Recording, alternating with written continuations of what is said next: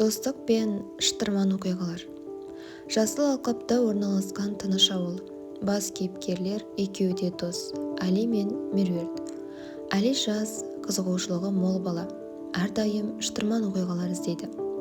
Меруерт ақылды, сабырлы қыз. Әрдайым кітап оқығанды жақсы көреді. Әли қуанышты. Меруерт ертең демалыс басталады.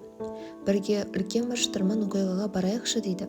Меруерт күлімсіреп, бұл жолда басыңа бәле тауып бермейсің бе дейді. Бірақ жарайды, келісемін. Екі дос ескі үйден қағаз табады. Онда ежелгі қазына жасырылған карта салынған.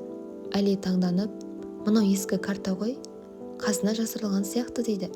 Меруерт күмәнданып, бұл жай ойдан шығарылған дүние шығар, мүмкін қарап көрейік. Картадағы белгілер оларды жақын маңдағы орманға бағыттайды.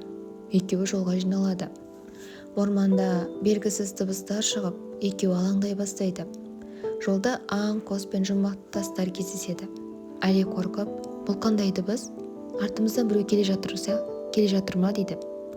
Меруерт батылданып, сабыр сақта, біз бірге жеңеміз дейді.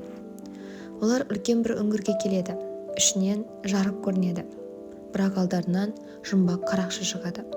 Қарақшы, қазынаға жақындамаңдар, бұл жерден кетіңдер дейді. Әли қорықпаймыз, біз дұрыс істі істеп жүрміз деді.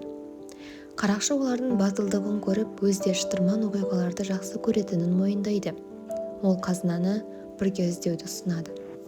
Қазына сандығы табылып, оның ішінде алтын емес, достық пен шыдамдылық туралы жазылған көнерген кітаптар болады.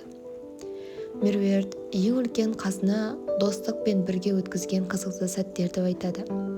Әли күліп, мүмкін солай шығар, бірақ келесі жолы нақты алтын тауып аламыз деді.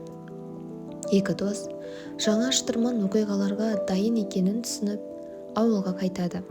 Олар достық пен командада жұмыс істеудің құндылығын түсінеді.